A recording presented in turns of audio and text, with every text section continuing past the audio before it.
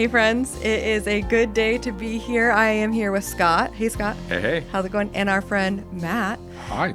Campus pastor at the Libertyville campus. Matt, this is your first time on the podcast. It is. Welcome. Yeah, Thank welcome. you. Yeah. Thanks Welcome. for letting me behind the scenes here. It's kind of fun. It's beautiful, right? It's gorgeous. No, it's really fun to have you here. How long have you been at the Libertyville campus? So it'll be 3 years in the fall. No way. Yeah. Yeah. I know. That's crazy. I don't know. It went fast. It did go fast. It went Yeah. fast. And you've been at the chapel for 5? Four. Yeah. So it was a year here at Grays Lake, and then it'll be 3 at now. Liberty. That's Yeah. awesome. That's so good. For the people who don't know you, I'm Yeah. assuming Libertyville campus is listening to this. They're excited to hear from you. But for the people who don't know you, tell us a little bit about yourself, your family. You have 2 awesome kids, an awesome wife. I love your wife. Dude, yeah, me too. Yeah, we've been married 23 years. So I met her in Bible college and instantly was attracted to her by the way she talked through theology in the library. So I was studying, heard a voice articulate some thoughts, and then I looked at it was a beautiful woman doing it, and I'm like, oh, I gotta meet her. So That's awesome. yeah, that was fun. I've got 2 kids. My oldest is Autumn, and she is at Grand Canyon University going into her sophomore year. And then Michael will be joining her as a freshman this year. So he'll be at GCU too. Same campus. Same campus. How yeah. do they feel about that? We tried to argue against that, and he said, actually, after being at that campus with her, I want to do this. 2 totally different degrees, so they're going to not see each other a lot. But it saves us on airfare. So we're Yeah, actually I was gonna say Yeah. there's a lot of advantages to that. there is. So yeah, So it's beautiful. that's awesome. Yeah. And you had a different career prior to did. ministry. Yeah. What did you do? I was in a family that I was a 3rd-generation bakery owner. So in a bakery, I grew up and learned that industry and that art form Yeah. since literally I was born into it. So Wow. I think your past has been so powerful of a shaper on ministry, because I think about that, and first of all, it's super hard work to run a bakery. Yeah. Like it is legitimately, if you've never been around a bakery, it's like you're working hard. yeah. Yeah. There's a lot of hard work. Shout out to all the people in the food industry. Yes, right now. Yeah. exactly.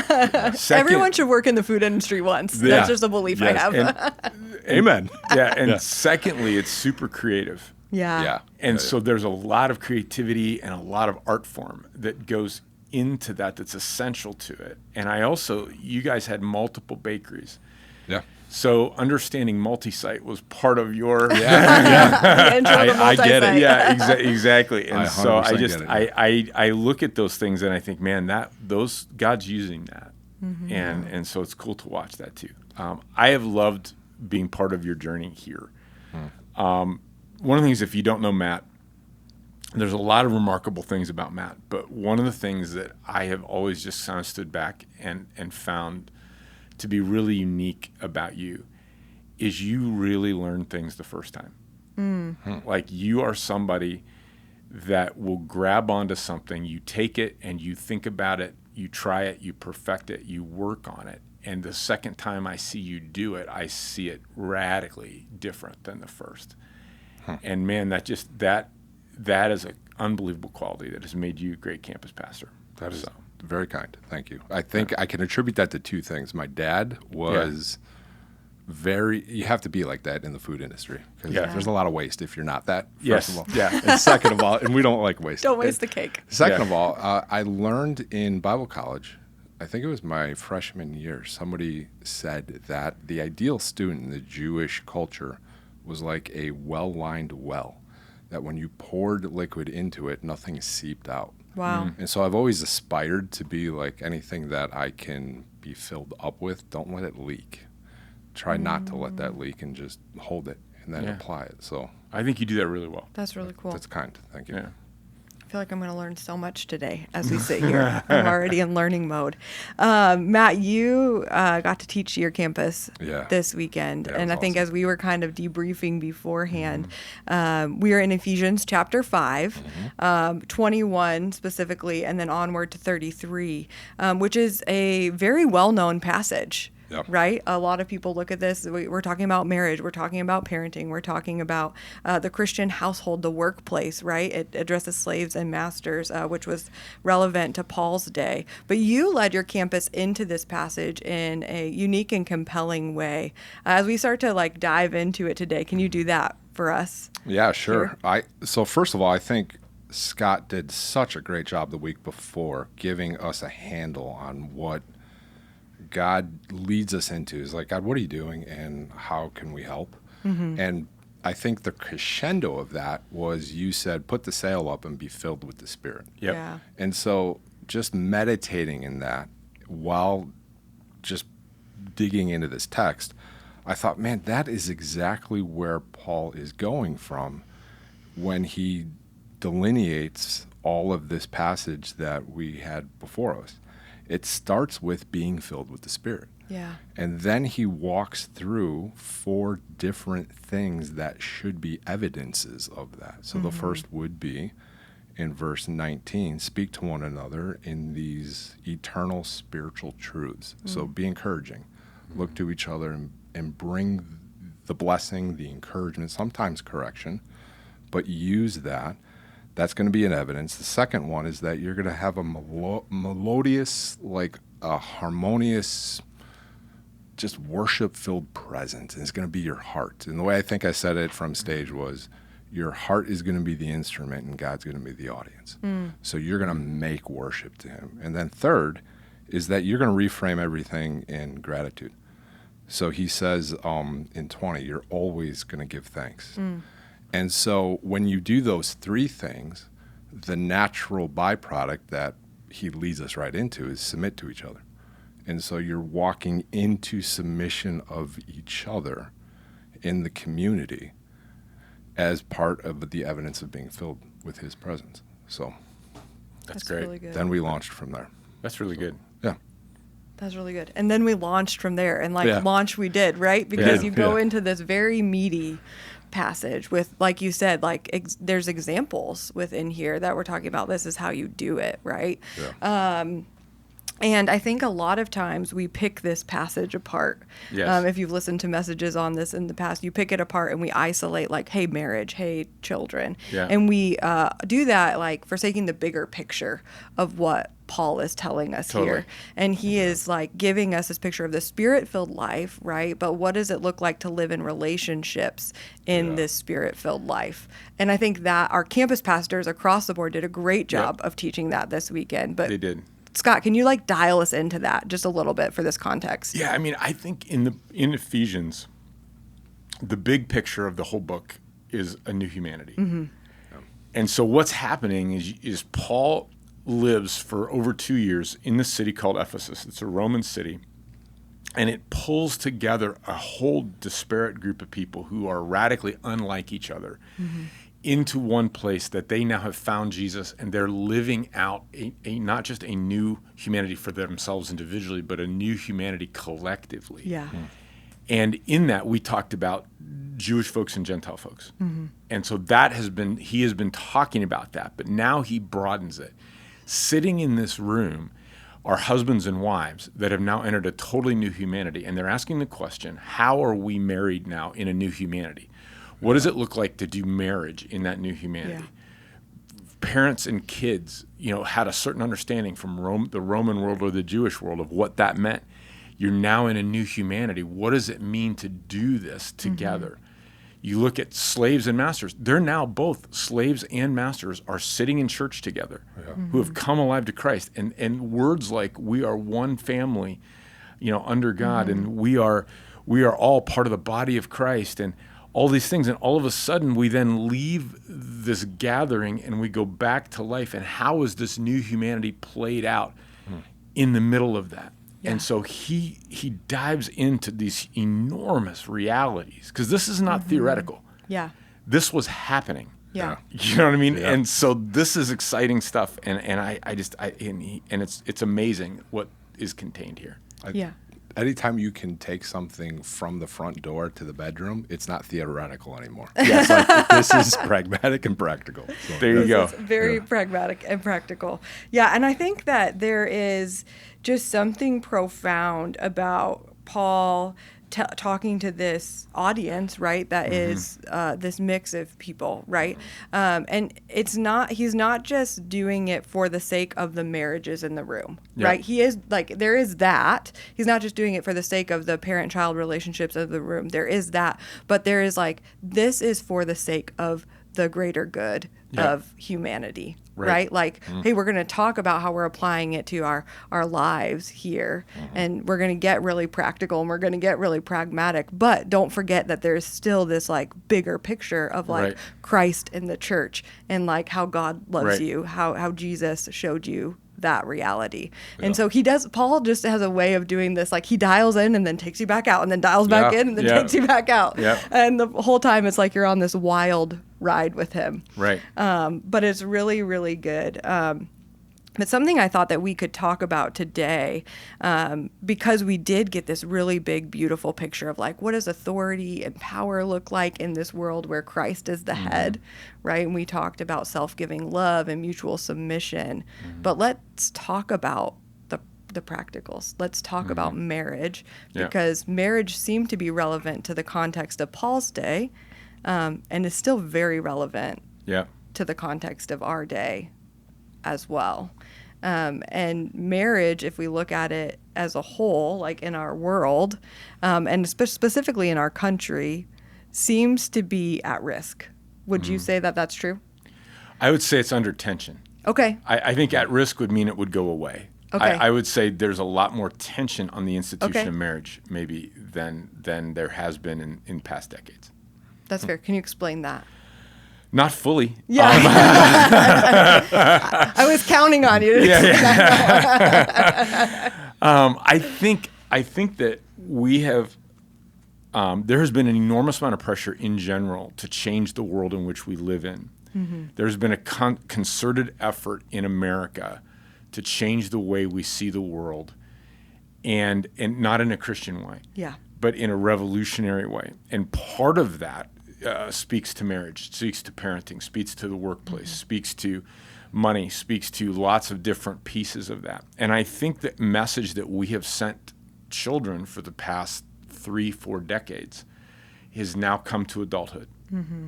And I think some of those things are different than the messages we sent, which doesn't mean the prior messages were perfect or ideal. It just means that we have sent different messages. And I think people are seeing it differently. I think sexuality is more common and open. And with the advent of birth control in lots of ways, it has become a much bigger part of dating relationships than what it was prior. And so marriage now, I think, is seen as a second step, but not something that those two go together in the way they have in the past. And even as a pastor, the amount of couples that we're marrying that are already cohabitated is radically increased on what it would have been 30 years ago. I also think that when women look out, and Ellie, you'll have to speak to this more than me. I think their imagination has become, I want to have a burgeoning career and a family and all of these things, which I'm not saying is wrong. The timetable may look different for that. Right. What it takes to accomplish that might not be in the same timetable that historically women would have gotten married and have children. Yeah. You also, I think, have an economy that is harder to achieve independence for both men and women. Yeah. And when you can't go out and have, I wouldn't say just a single breadwinner family, but maybe an almost 0.8 single breadwinner family of somebody that whose money is maybe not doing everything we need, but is certainly able to provide housing and food and all the things that we need. When that becomes at risk because of how the economy is working, it's hard, in a sense, to get married early and young and do that and afford a house or afford a car and that. So I think a lot of those pressures, social pressures, economic pressures, sexual pressures, have changed the entire soup pot that this we're all swimming in. Yeah. And I think it feels different. And so Paul's advice now is coming into that moment. Yeah. Which is a different moment which is a different moment. than the church in Ephesus Yes. was in. How would they have thought about it?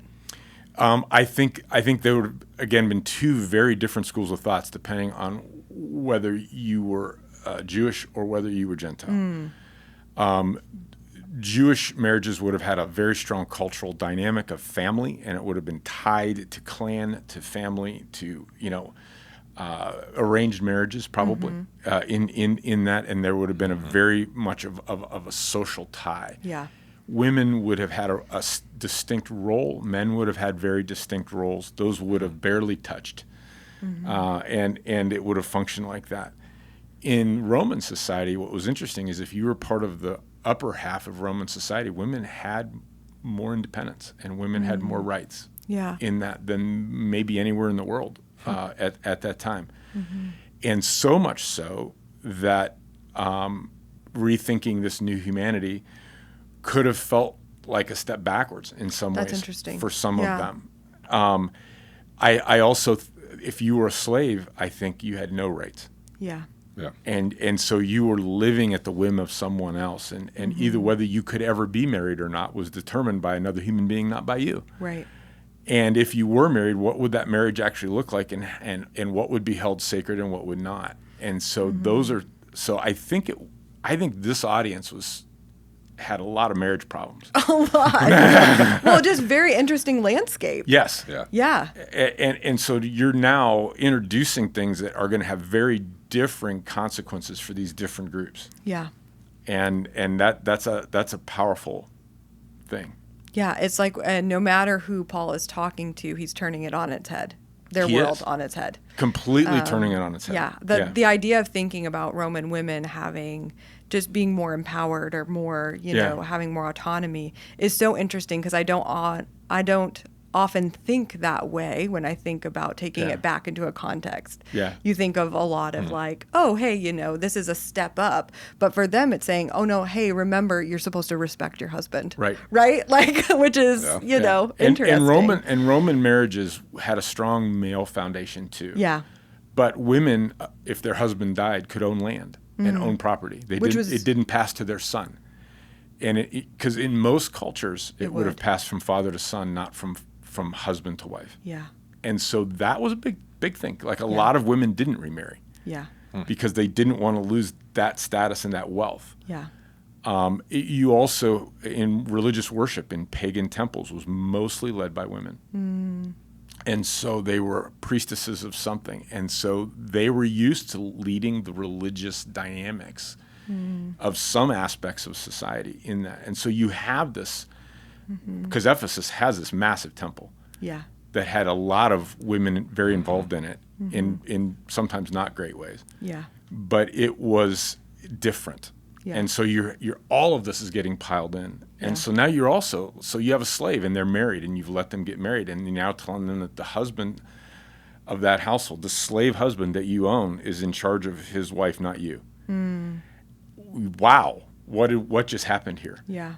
And so there's a lot of implications that fly out of this in a Roman world that pretty much set this place on fire. Which again, if you're building a new humanity, you're going to do that. Yeah. It's interesting as you talk, it feels like every string that Paul is pulling on challenges identity. It does. And I think he's leading us into something. Yes. Right? Totally. He's challenging it because he wants to remind us of our true identity. Totally. How have you seen identity? How does that play out in marriage today, in our world today? Oh my gosh, I think pretty huge. Yeah. I think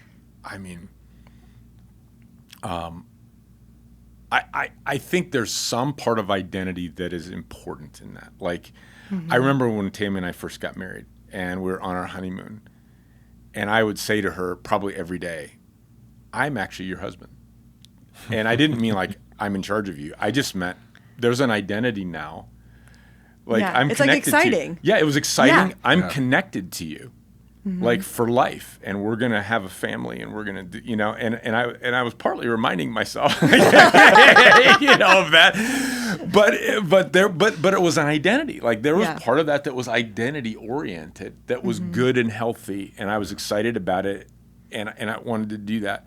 I think there's also an identity part of that I don't know is great to put on, because if I have to wear these things in order to feel good about myself, I think something maybe has gone wrong in that too. Yeah. Because if I can somehow find a way to be a husband and a dad and a boss in a way that doesn't serve my identity, but it actually serves other people, I may have found a way to do something that is healthier for me as well as them. It sets all of us free.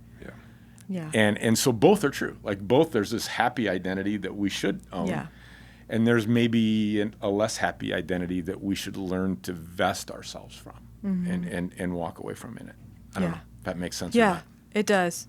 It's an interesting perspective, because as I was in this text, I was wrestling with this whole idea that Paul was challenging us from moving from a people of getting to giving. Yeah, exactly. Right. And the getting posture speaks to the identity of, what do I walk into this marriage getting? Right. Like how does it feed me? Like how does it add value to me? Right. And when I used to do premarital counseling, that was always the number one thing that I hit, because inevitably, no matter how spiritually sensitive we are looking to get something out of what we're doing. Yeah. It's human nature. It's human nature, exactly. Yeah. And what is it, and what happens when you don't get it? Yeah. Because seriously, because you're entering into a covenant, not a contract.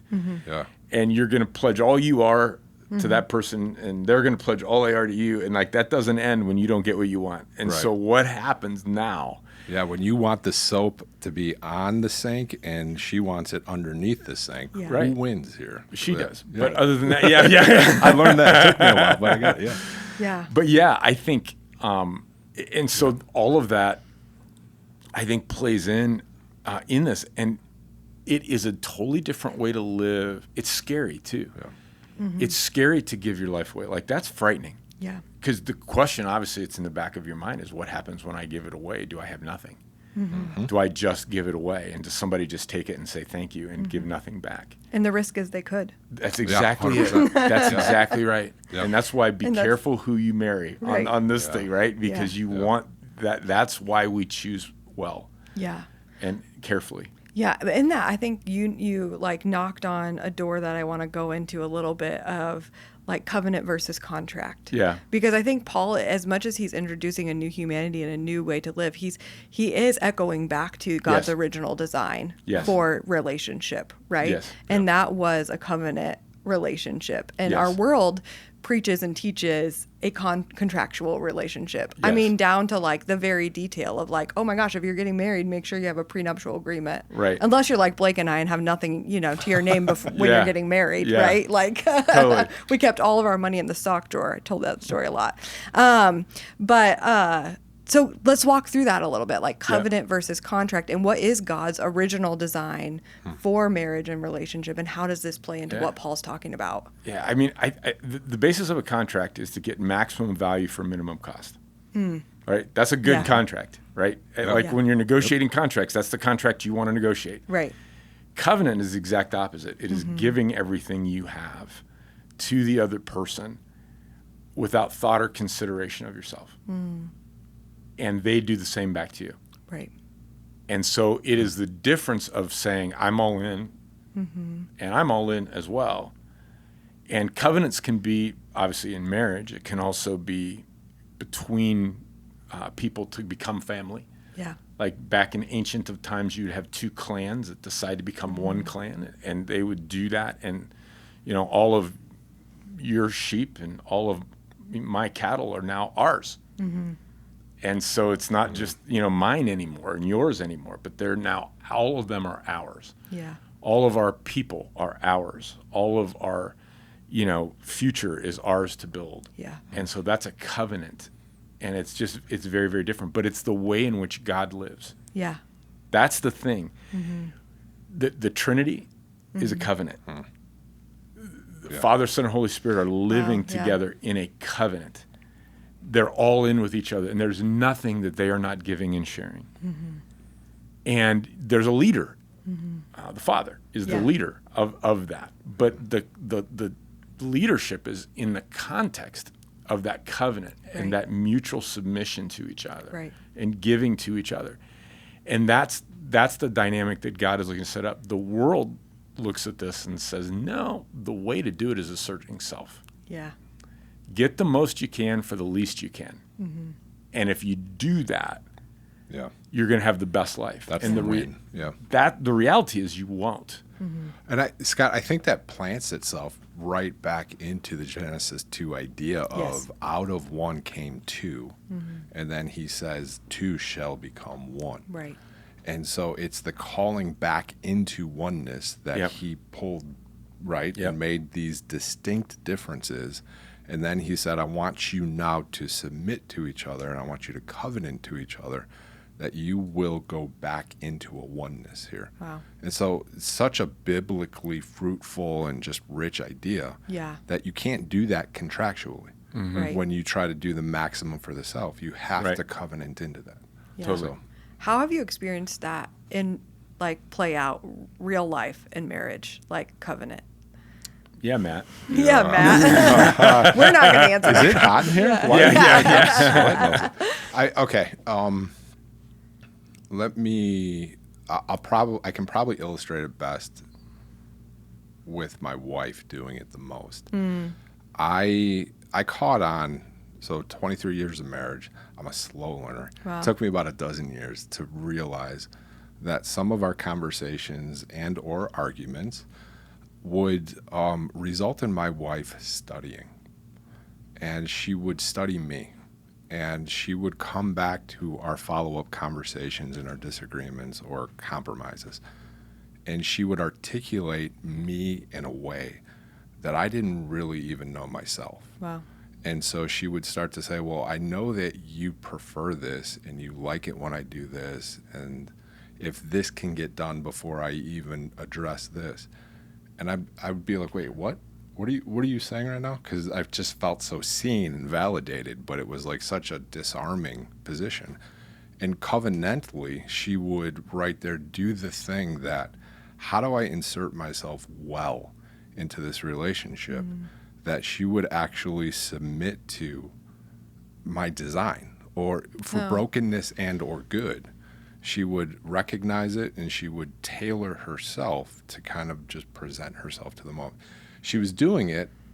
I mean, I'd like to ascribe all of the good reasons, but I think there's a pragmatic reality of that. Like, this is going to go a lot smoother with him. Survival. Exactly. This gets way out of hand, and that's how clever and sharp she is. Yeah. But I think the covenant relationship, that's not contractual design right there, right? That's not her. So she would really tailor the self for me. So So you took about 12 years to figure that out. It took about 12 years for me to figure out we were even having a conversation.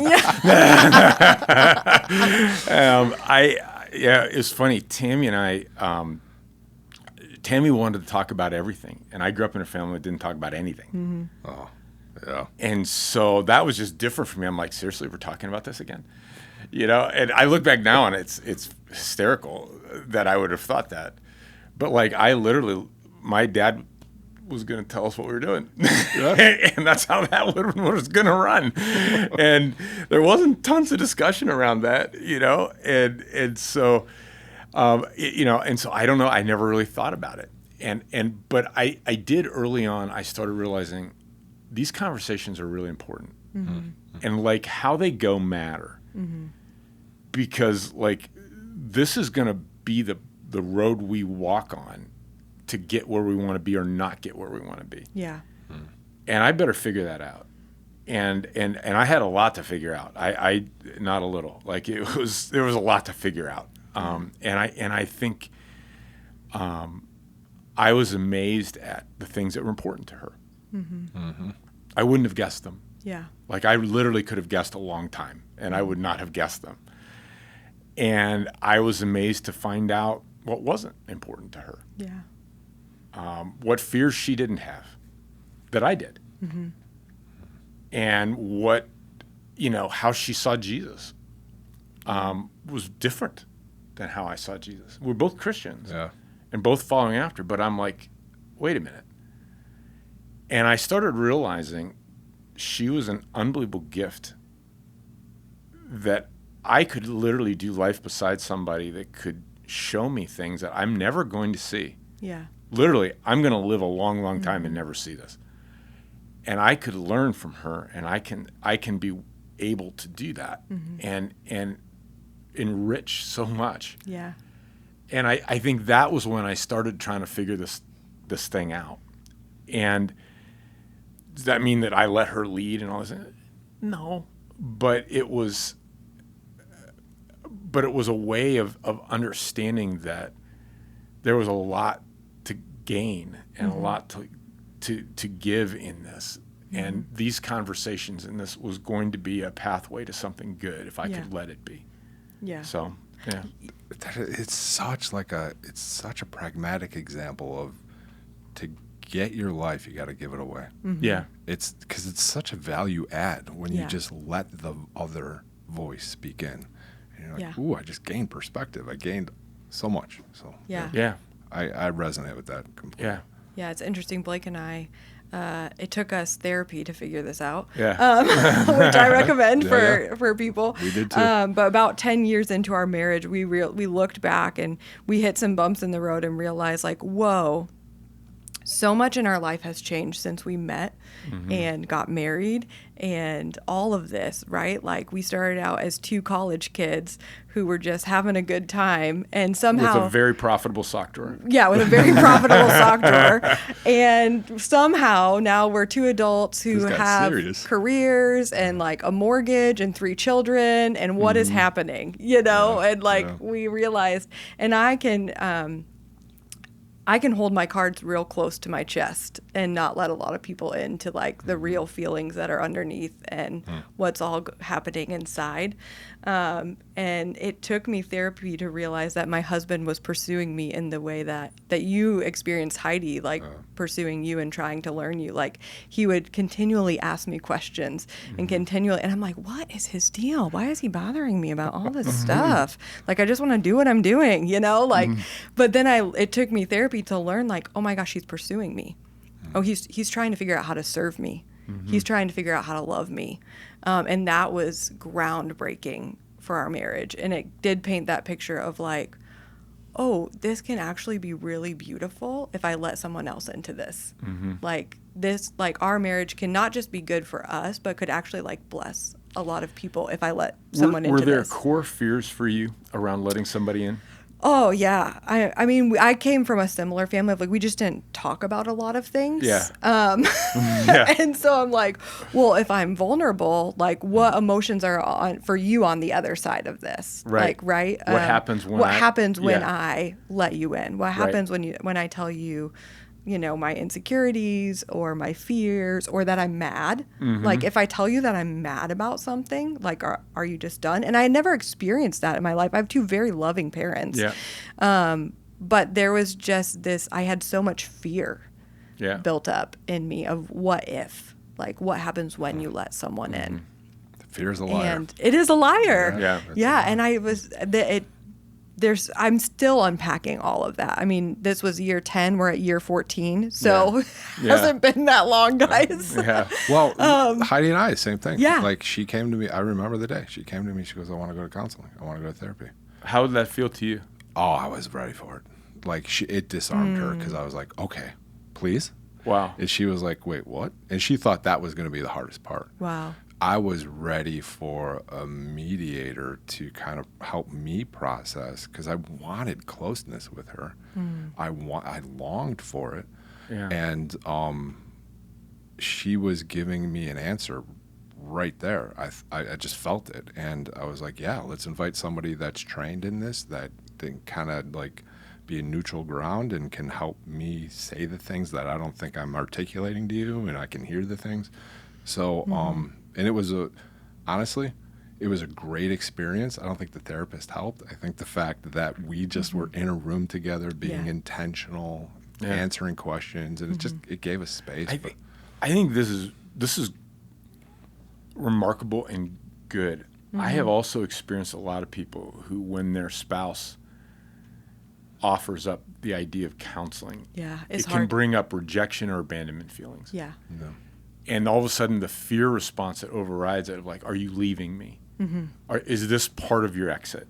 Yeah. Versus this is going to make us better. And I just think both of your responses to that is great. Yeah. And counseling is just having a mediator in the room.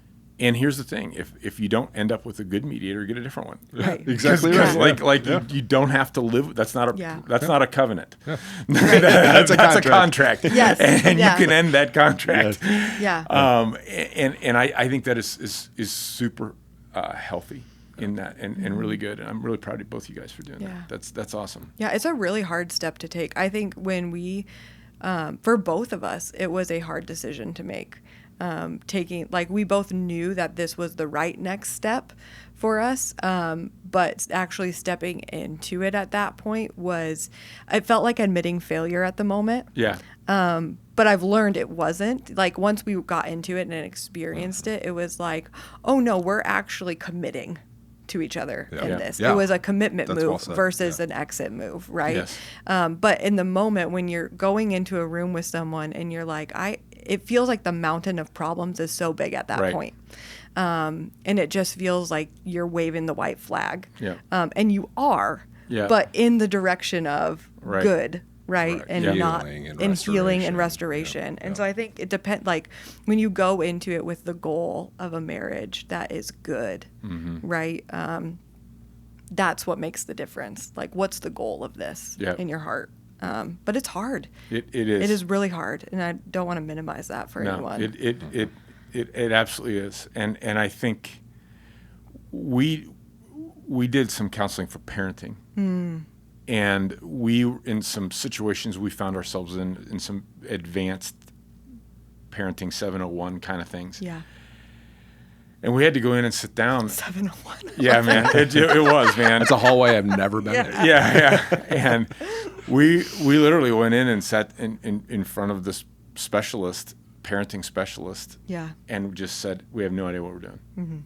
Like, we have 3 kids, and the reality is, I'm out of options. Yeah. And I don't really know what I'm doing. And I need help to figure this out. Yeah. And that was unbelievably humbling. I also, and again, this is how my own mess plays into some of this. I am listening so intently in the next, 30 minutes to this person to determine, are you going to help me or not? Because this is so me, isn't it not? So you, yeah. It is so me, and this is part of the mess. This is part of who I am. But I have just been vulnerable with you, and now I'm really going to look at you, and I'm going to determine whether that was worth my time and effort or not. Whether I just made a massive mistake in doing that, or not. Yep. And in this case, it was very much a good thing, and. I know it's terrible, but it's part of the soup that is in there, The package of Scotch. Package of Scotch Hammond. Exactly. I am going to determine in 30 minutes whether this is a good idea or not. That's absolutely. Awesome. But yeah, it's hard. I don't think it's an easy thing to do. It's not. But it can be a really good thing to do. It doesn't hit the core of what all of this is humility. Yeah. Right? That's good, Matt. When you start to press into me, you start to realize, man, I like to get my way until it's me alone in a room getting my way, and then I'm like, where'd everybody go? Right. Exactly. And then That's I'm like, good. oh, Right. I don't want to be alone. Yeah. Getting my own way. So yeah. That's the definition of hell, by the way. Yeah. Seriously. Yeah. I think it was Dante, maybe, or C.S. Lewis, somebody really smart that wrote really well, said that, and actually said hell is the only place where you are completely isolated and yet get your own way. And I think there's a lot to that. It goes right against the grain of what Paul's doing here. Right. Exactly. And I think it plays into, so he moves from marriage to parenting to work relationships. Right. And to your point, it's like in all of these things, that humility, that Because if you didn't feel posture. bad enough about your marriage, maybe you will about your kids. Yeah, But it's not bad. like let's add kids to the Totally. mix, right? Like I think that a lot of times, it's like kids will solve this problem. You Totally. look at Oh, marriage that's hurting, and it's like, well, if we have a kid, we had it'll be friends- easier. There's more of us. Yeah. We had friends when we first got married who the marriage was a bit rocky, and they decided to buy a house to make it better. And I remember thinking, what in the world are you doing? Yeah. And they did, and it got worse. Then they decided to have kids to make it better. And it was the first time, because I was in my early 20s, it was the first time I had encountered this type of an idea. And I remember thinking to myself, and talking to Tammy, I'm like, I don't think that's really smart. Like, Yeah. I don't think that we should do that, And she's like, you think? And I'm like, well, apparently you're ahead of me She's on so that. wise, Yeah. yeah. Yeah, you're pretty far ahead of me, but it just doesn't seem like our friends are thinking about this well. But yeah. It's interesting because when you think about like parenting and marriage, like I don't think a lot of us, the first thought that comes to mind when you think of parenting is not like self-serving, right? But I do think that that's how we position it in our society, and it's kind of like covert self-serving, but we do as a society look at our kids and think of like, oh, how do I raise you to like elevate my identity, Yeah. right? To elevate me. I want yeah. you to look good, so I look good. I want you to have a good life because that's going to reflect It's that I have a family good life. name, right? Yeah. Sometimes, Yeah. And that's a problem. yeah. Yes. I'm going to agree with you on that one. Yes, it is. 100%. Feels like a problem because guess what? Our kids aren't perfect, Yeah. No. and neither are we. No. And so we are in this, like, if you look at the state of adolescence right now. Yeah, but it also sets up this dynamic that somehow in controlling them, they get better or you get better, Right. It's not. the which is case. not true. Yeah. Right. That At all. control always solves a problem, right? Exactly. Yeah, exactly. But if we look at the state of our adolescents, our kids, they're an anxious generation. Yeah, that's true. They deal with mental health problems more than any generations before, Yeah, at a very that young is? age. Yeah, why do you think that is? I would love to know. I mean, I think there's so many factors. Matt, I'd love to hear from you as a parent with teenage kids. But I mean, we're dealing with it, navigating it already, with the kids that we have at a young age. And I think society, the pressures are just different. Yeah. It's more. There's media at play. There's influence that's outside of the home is just like on the highest volume possible. And so I think that our voice in our kids' lives has become so small and everybody else's voice has become so big. And it just adds and adds and adds. Yeah, I wonder with social media and with entertainment being at the core of a lot of decisions that adolescence creates. So from video gaming to movies to all of it, right? Is there, have we created this echo chamber for the self again? Yep. And it really does, it's this public form of isolation, right? So we kind of find ourselves at the center of the discussion all the time. Yeah. And I think it's a real clever package to the age-old situation of like, it's about me Yeah. still. And yeah, I think in that too, there's the question for them is like, who is me? Like, I think we've lost identity for our kids because everything is speaking into identity, Yes. right? There's so many influential voices in their lives. Just on like social media alone, there's 100 different people in a day telling them this is who you are or should be. And the question is like, if I'm supposed to help me, who am I even? Like, what does that mean? Yeah. I think, yeah, I there's a lot here. Like, I think, we live in a time when people have found a way to profit financially off sin. The entertainment industry realizes sex sells. Yeah. So you create a greater and greater and greater cycle of sexuality in movies and online and in every way that you possibly can, which normalizes it. And like, I look at kids today who are 11 and are far more sexualized as a person than anyone that I would have known in my junior high school. 100%. And I look at that, and we imagine that has had no effect on kids. And by that I mean on their anxiety, on their mental health. 11-year-olds are not built to take on the role of a 17-year-old. Do you know what I mean in that? And I think that is stressful. I also think, all the messages that are sent on gender and sexuality and all these things, it's one thing when we debate them or we think about them. It's another thing to try to own them. Yeah. And we're watching our children internalize all of these types of things. And it's enormously damaging. Yeah. I also think, when I think about the comparison and the comparative dynamic to a false reality that social media is, it's crazy.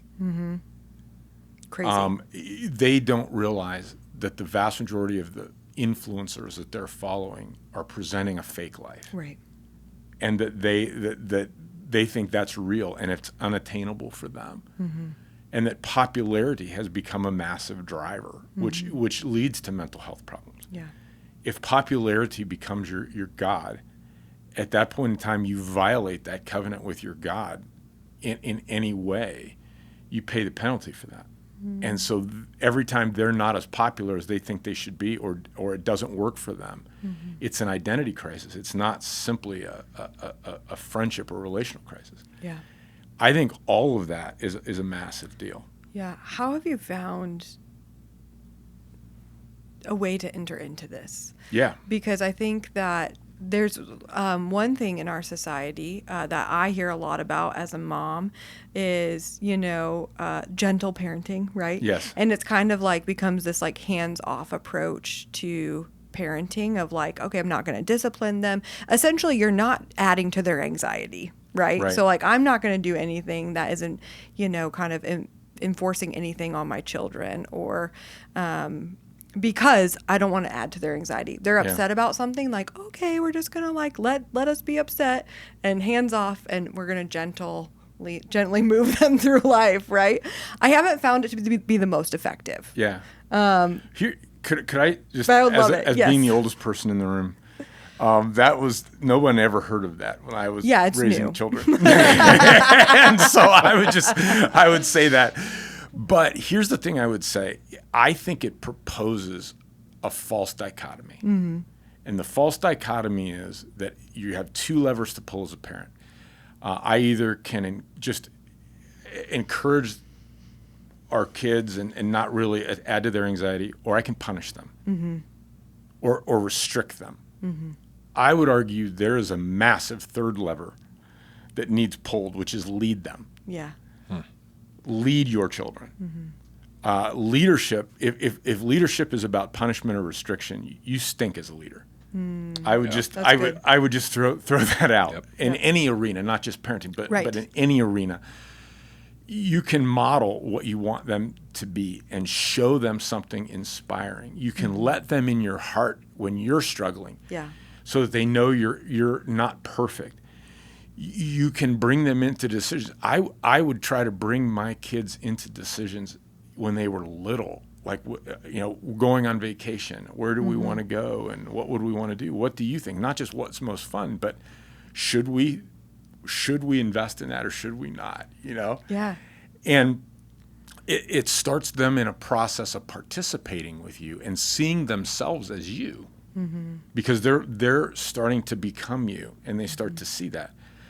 I also think, like, I would cast vision for every one of our kids for the power of their lives. Like, I would take my son on walks, and particularly in junior high school, I think this was big for him. And he was playing football at the time, and he was trying to figure out who he was and all this type of thing. And I just said, tell me, what are you good at? Yeah. And he'd come up with a couple things, and I'm like, I just said, God made you strong. Like, you're really strong. And I said, why do you think God did that? I don't know. I'm like, do you think he did it for you? Or do you think he did it for those who aren't strong? And basically I would cast vision for him of becoming a protector of the weak. That's good. And it gave him a handle now to choose from and to be able to have a vision for life that wasn't so pinpoint that I'm controlling him, but is also plopping some things in front of him. And you know, I think there's lots of moments, that first dance you go to, the first, you know, time you take the car out, the first whatever it is, there's moments of where it's not just rules and restrictions or permission. Yeah. It's leadership. It's the ability of casting vision and being able to say, hey, this is an opportunity. This is a moment that we're celebrating. This is a first. This is a thing, and we trust you, and we're excited about you. And I know that this is going to be stuff where you're going to make some mistakes. You're going to learn some things. But man, this is positive and good. And I think leading from that place, I saw our kids open up and come alive in that versus getting small. Yeah, it's very empowering. Yeah. And it is. I would say I read something a couple years ago that changed the way I parent, specifically in answer to this, Ellie, is what part of your parenthood do you want to be best at? And they were articulating an argument to be the best in prayer for your kids. So if in anything you do, make that be the thing you're just stellar at. And you can look at your kids and say, I failed in a lot, and I'm sorry, but I think I really gave it my best when I prayed for you. And as a response to that, Scott, you reminded me of the verse I kind of owned for and prayed around my son for the last handful of years, which is 1 Corinthians 16:13. Be on your guard, stand firm in the faith, be courageous, be strong, and do everything in love. Wow. Mm-hmm. So my prayers for Michael has always been those things. And it's really hard to pray for somebody in those things and then not lead them in it. Yeah. Wow. And then Yeah. not bring like this tender correction of like, hey, that doesn't seem firm in this for your faith. And talk to me about this. So if you're doing the work behind the scenes and you're shaping your heart with God, That's really good. for your kids, it just, he'll open the spots for it. So, That's really good. Yeah. Yeah. That's a really good practical handle for people. I love that. I'm gonna go home. And pick out some verses. That's really good. I love that. There's a lot here. I think we could talk for hours. Yeah. But we're closing Ephesians Yeah. in this coming week. Yeah. We're at the end. Yeah. And so Ephesians chapter 6. We have 2 more weeks. 2 more weeks. You're right. Yes. I'm wrong. I'm already ahead of myself. Shoot. That's okay. Give us a preview for the weekend. Well, I was really excited to go to Ephesians chapter 6. It's going to be great next week. I'm preaching the next 2 weeks. So You are. I that's how I knew there was 2 of those. That's good. And so 2 weeks from now, we're going to end Ephesians, and it's going to be on spiritual warfare, which is a great. Paul has a lot to say about that, He which does. is really kind of cool. But this week, we're going to kind of be able to celebrate what does it mean to be a Christian in America. Yeah. And 250th anniversary of America is this week. And there's a lot of that. And I think that a lot of times we ask the question, is America a Christian nation? I think maybe a question that might even serve us better than that is, what does it mean to be a Christian in our nation? And I think the New Testament speaks to that even more powerfully. Yeah. And so we're gonna do a little bit of that. Yeah. I would encourage everyone, one, to join us, right? Yeah. Like come join us in person at a campus. I know 4th of July is the day before, but Yeah. just have some energy for Sunday morning. Come Yeah. join us at one of our campuses. You Bring can some fireworks. I got a lot of confetti poppers. Do Those you? feel All right, appropriate. there you Yeah. go. Facilities is like, thank you. Exactly. But also come curious. Yeah. I would encourage people to come curious. Don't assume that you know. Yep. What is going to be said or shepherded. Come curious and expectant for what God might want to do in you Yep. during our time together. Because I think that's always the the prayer that we have, right? That during our time together, that he's going to do something in us, in our lives, reveal something to us, become present in a way that we haven't had him present before or acknowledged his presence before, and then be able to carry that out into the world around us. And I just feel like as you are setting up this weekend, Scott, and what you've been prayerfully preparing around, I really feel like there's a huge invitation that God has for us. Yeah. And I'm excited for everyone to receive that. And so, Yeah. yeah, join us in person or online. You can find service times at chapel.org, and join us online at live.chapel.org at 9 or 11 a.m. if you're not near one of our campuses. But Matt, it's been so fun It's a blast. to have Thank you with guys. us today. I hope we do it again soon. I learned a bunch. So Yeah, me too. same. Yeah. It's good stuff. And we'll see you guys next week. Awesome.